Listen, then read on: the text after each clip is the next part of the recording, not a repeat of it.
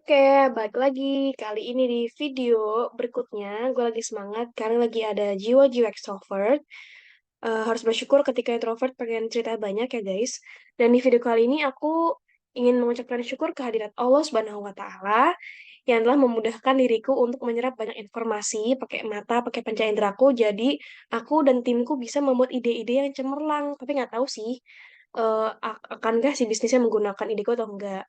Qadarullah, di tanggal 12-12 ini, aku juga dapat juara 2 di Business Case Challenge dan X Grade Nusa. Kak, gimana caranya dapat jodoh alias informasi ataupun akses lomba-lomba seperti ini?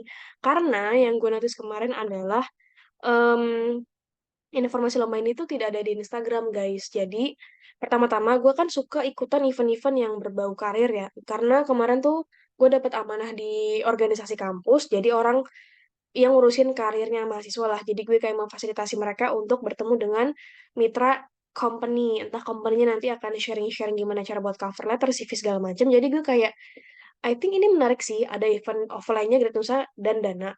Anehnya, gue bingung. Kenapa Dana ini tidak mewajibkan si pesertanya ini install Dana gitu loh. Cuman upload data di Google Form. Karena kalau memang dia pengen mengampanyekan keamanan data digital tuh harusnya tuh di seminar itu bukan ngomongin karir gitu loh, karena kan yang jadi target penipuan kan juga anak-anak Gen Z ya.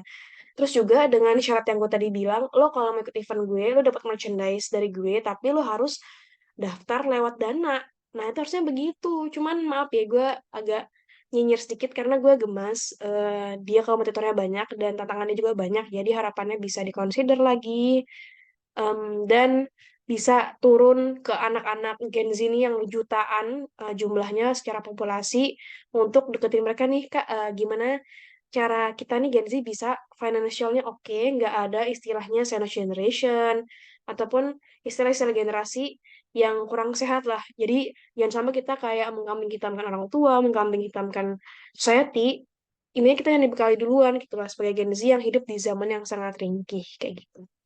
Nah, mungkin sekian lah ceramahnya. Ini di sini ada teknis-teknisnya. Mungkin gue langsung baca aja di case yang kita akan kerjakan. Nah ya. Ini adalah case-nya. Nanti bagi yang mau boleh banget. Intinya gue highlight aja, gue sum up. Dana itu lagi diuji sama Allah yang Maha Kuasa, guys. Jadi kan namanya juga orang mau gede ya, bisnis mau gede. Dan itu penipunya banyak banget gitu.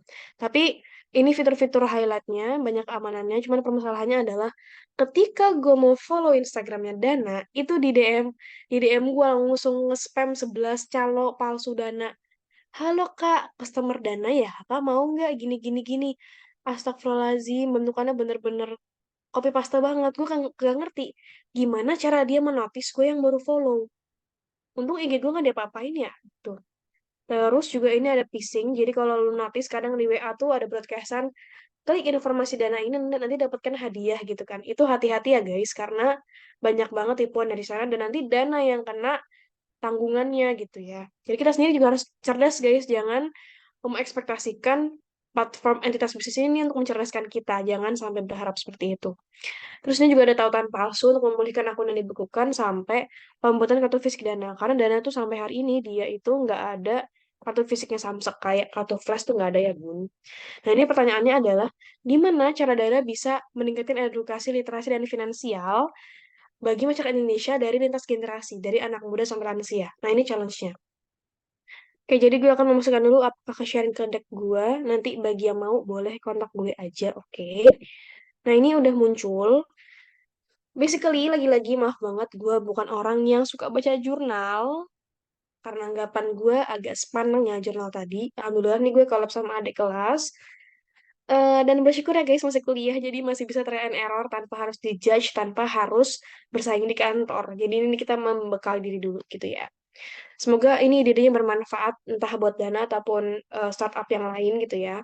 Nah, di sini di slide pertama, seperti biasa, aku dan tim juga suka ngasih tahu sebenarnya apa sih yang terjadi dan pertanyaannya apa yang akan kita selesaikan di case kali ini.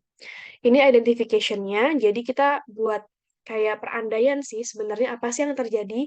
Tapi teman-teman kalau buat PPT kayak gini itu words-nya harus dikit. Yang namanya PowerPoint atau kalau kalian bikin juga di Canva itu harus poin-poinnya aja. Ini juga saran dari juri yang pernah kritik gue. Maaf ya, Zat, tulisan kamu tuh banyak banget. Saya nggak bisa fokus. Kamu tuh ngomongnya kebanyakan. Jadi ini nggak ada yang masuk di otak saya. Oke, saya akhirnya evaluasi dan inilah yang akan aku bentuk gitu ya. Nah, ini competitor analysis-nya juga. Jadi kita pakai benchmark beberapa pesaing gitu ada 3. Dan ini SWOT-nya yang kayak gitu. Sebenarnya Dana tuh udah oke sih. Sampai dia mau masuk kita tuh udah oke. Cuman yang paling powerful sejauh ini sebenarnya sih GoPay ya. Sejauh ini menurut gua. Begitupun dengan aja sama OVO sebenarnya juga. Ya, OVO tuh bisa buat parkir. Ya, mereka lagi bersaing aja sih. Menurut gue di berbagai platform pembayaran masyarakat kayak gitu. Ini ada programnya, gue pakai RACE, Andalan. Ini dari siapa ya? Dulu gue pernah remake dari PPT gue, pas tuh gue ngebantu beli cicil platform ngutang dari Bank Mega.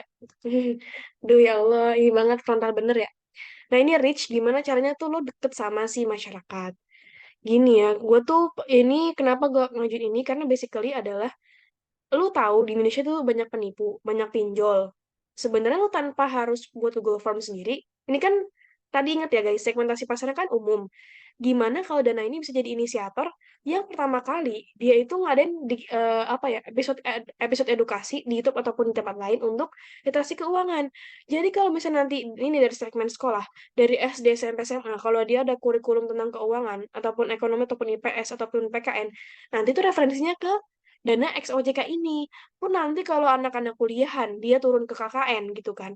Nanti kalau misalnya dia mau buat presentasi ke masyarakat, pakai videonya sih referensinya OJK sama Dana. Jadi Dana yang ngambil kesempatan duluan gitu. Asalkan dia udah collab sama mitra yang valid, apalagi OJK gitu ya. Insya Allah kepake terus videonya dan dia jadi top of mind-nya orang. Kalau ya udah lu kalau mau terpercaya collab aja sama Dana atau udah collab sama OJK kok dengan pembuktian adanya YouTube karena YouTube kan semuanya pakai ya bocil lah dari bayi dia lagi makan disuapin emaknya sampai lansia juga pakai YouTube kan jadi bisa pakai ini sebenarnya gitu cuman mungkin perizinannya agak sulit ya Bun karena takutnya nanti juga OJK kan agak timpang sebelah padahal OJK kan harus menaungi e-commerce e-commerce imani-imani yang lain kayak gitu. Nah, ini buat act, gimana caranya em, masyarakat itu dia peka dengan apa yang terjadi di Dana dan apa yang terjadi di Indonesia gitu ya. Terus nanti mereka ini akan ikut serta juga untuk mengampanyekan, ayo kita pakai e-money yang aman dengan Dana content competition. Nanti collabnya sama Creative Fox dan lain sebagainya. Ini juga ada Dana asik aksi berisik, asik ya, keren banget. Astagfirullahaladzim. Nah, jadi ini sebenarnya tantangan kampanye sosial.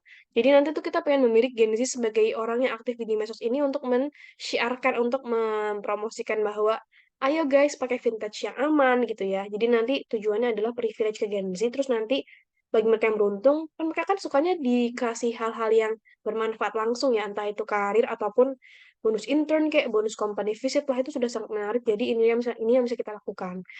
Ini juga bisa sebenarnya dikolab sama kampus-kampus kok ataupun SMA SMK kan udah kritis ya. Jadi gas aja sebenarnya kalau kalian masuk lewat edukasi tuh privilege-nya bakal banyak banget kayak gitu.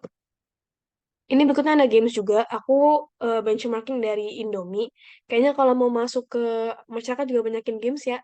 Entah games itu dalam bentuk link aja. Sebenarnya linknya nanti bisa ditaruh di aplikasinya Dana.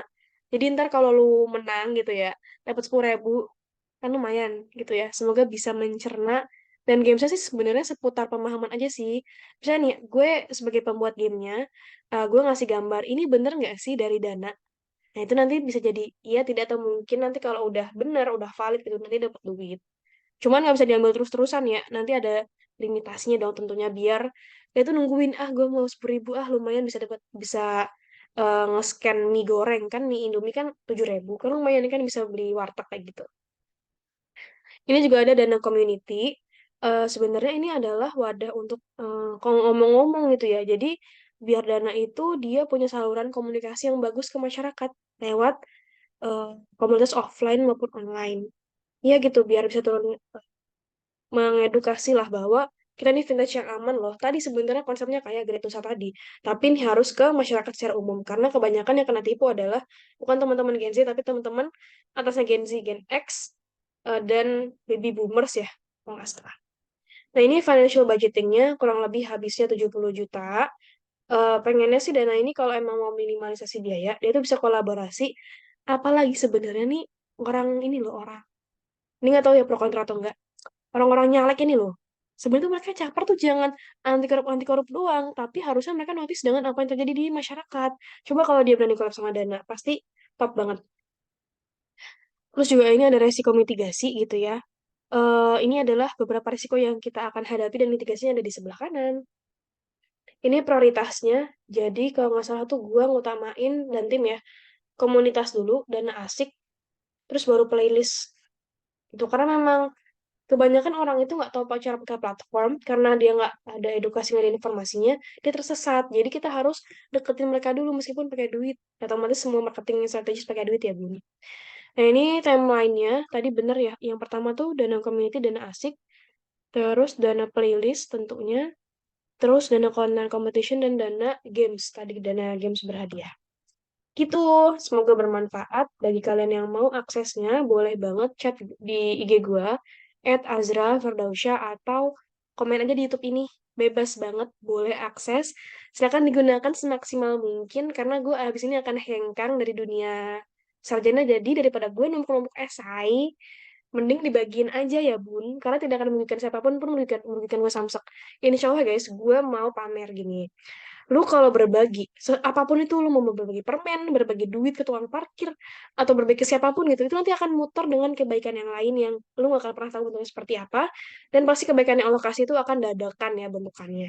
Gitu, cuman gue gak mau pamer kebaikannya, intinya kita, ya fastabikul khairat gitu ya, istilahnya, wis, dakwah lagi. Biar YouTube-nya nggak duniawi-duniawi banget, mungkin sampai ini segini doang, semoga bermanfaat. Jangan lupa like, comment, share, subscribe kalau lu emang perlu. Dan jangan sungkan ya nanya-nanya. Tapi ingat gue noob, belum praktisi, belum intern, belum kerja. Jadi that's what we can do, my team can do. Dan sekian, wassalamualaikum warahmatullahi wabarakatuh. Bye semuanya.